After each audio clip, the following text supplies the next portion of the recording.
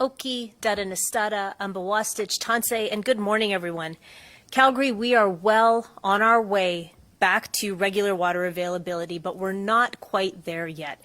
There's still a number of steps that we have to complete before we can return to regular water use. But some folks are starting to get impatient, and you're asking, I can see that all the repair sites are backfilled, the paving's been done, everything looks good to go. Why do I have to keep saving water? It's a fair question. As you heard yesterday afternoon, the work to fill the feeder main began last night, which means it's going to take about 14 million liters of water to fill the pipe, and that means about 36 hours. When it comes to flushing the pipe, that's going to take some additional time. There is then testing of the water and stabilizing of the pipe to get the pressure back up to the level it needs to be. If, and I have to stress, if all goes well, we could be back to regular water service by the 1st of July. Again, if everything goes as planned, we could be there ahead of original estimates.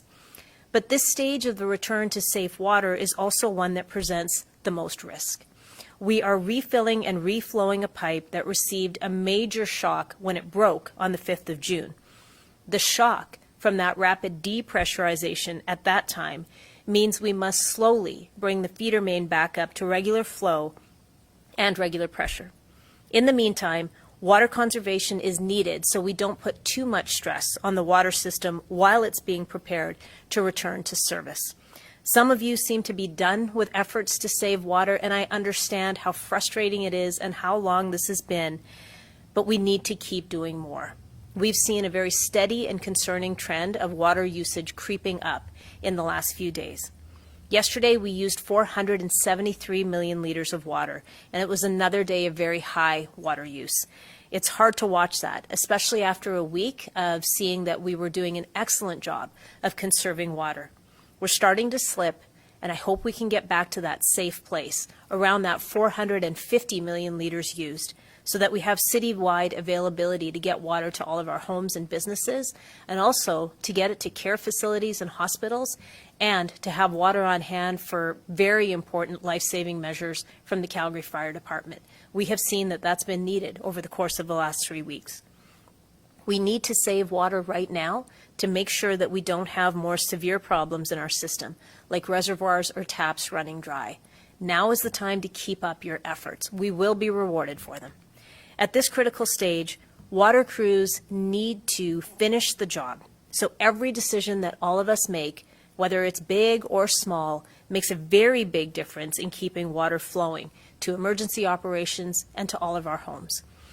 This is the way that YYC International Airport is operating right now. They have been good water stewards by suspending all outdoor irrigation and non-essential water uses. They have also been urging airlines to refill water needed for their planes at destinations other than YYC. They've been using non-potable water from their retention ponds to do the work for the West Runway rehabilitation. And there are many signs around the terminals urging guests to please conserve water like all of us are here locally. This is a Team Calgary effort, and we all need to find our own ways to reduce water usage. 3 weeks in, it should almost be second nature to make sure your tap is turned off as you're washing your hands or brushing your teeth, and to make sure that your shower playlist of 3-minute songs is fully dialed in. And I know that those 7 non-potable water depots around the city have been seeing a lot of use. It is being used by both the construction industry and folks with a green thumb. You've used more than 600,000 liters, and hopefully the rain helped you out last night as well. So please keep being good water stewards and use that rainwater and that non-potable water for your gardens and for your plants. Now, about the rain we received last night. It did wonders for our parks and yards and our gardens, but it did create a small problem for our paving crews. As we advised you earlier, with construction and backfilling complete at the sites of the hotspots, we had moved on to repaving of 16th Avenue. Now, the repaving work is mostly done. It's missing about 2 inches off the top of the pavement, but it is in good enough shape to open 16th Avenue back up again tomorrow. So you will be able to use that roadway, but please be prepared for a few bumps. We're missing just a little bit of pavement. That is great news, though, for commuters and businesses alike. So if you can get out into Montgomery and Bowness, I know they would sure appreciate it. We've got more good news for you. We'll be having the fan favorite Canada Day fireworks at Stampede Park this year again. Thanks to an assist from the Calgary Fire Department and the fireworks safe layout that exists at Stampede Park, the pyrotechnics will be going ahead at 11 p.m. For the best Canada Day experience, you can head to Confluence Historic Site and Parkland, formerly known as Fort Calgary, to enjoy the show on the main stage, followed by the fireworks. More information about all Canada Day festivities through the City of Calgary is available to you through calgary.ca/Canada Day.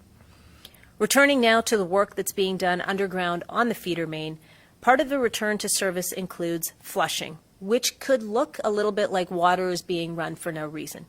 If in the coming days you see that sort of free flow of water and you're wondering what it is, I would urge you to call 311 and also to remember that the water we are flushing from the pipe to get us to the point of being able to test, that water that's being flushed is also being dechlorinated before it's put back into the river. Flushing is essential to make sure that the pipes are clean to run treated water through, which gets us to the testing stage of water restoration, when our partners at Alberta Health Services will be able to give us a full go-ahead on restoring your water services.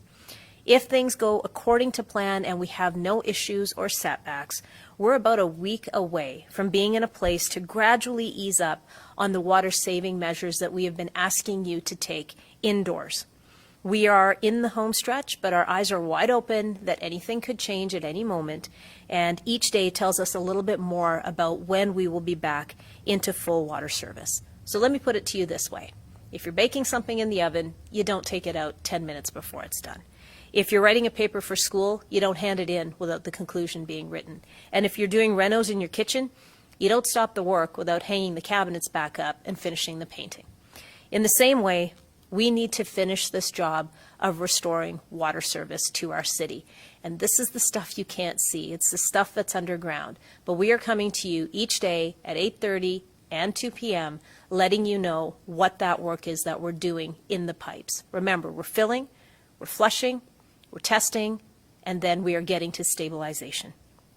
I also want to say that I've greatly appreciated all of the assistance we've gotten from the provincial government through Alberta Health Services as we've needed to do testing in communities like Bowness and as we will need to test the water system moving forward. They've been good partners in having us have access to the river to provide non-potable water. Anytime we've needed them, they have certainly stepped up. I'll be back this afternoon with more information on the progress of water service restoration at 2 p.m. from the Emergency Operations Center.